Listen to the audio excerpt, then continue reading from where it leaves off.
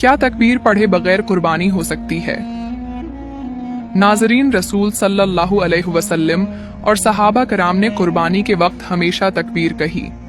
उलमाए कराम के मुताबिक जानबूझकर तकबीर छोड़ना मकरूह है और उसमें बेअदबी का पहलू भी हो सकता है।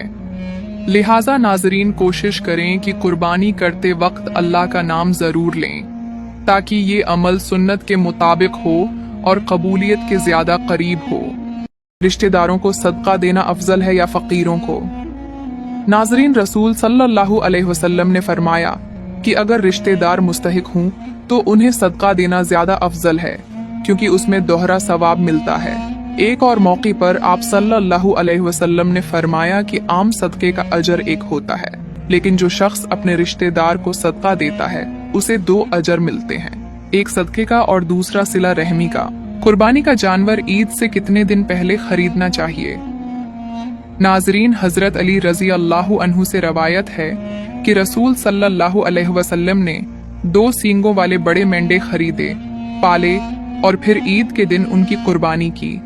नाजरीन, इससे मालूम होता है कि कुर्बानी का जानवर ईद से चंद दिन पहले खरीद लेना चाहिए।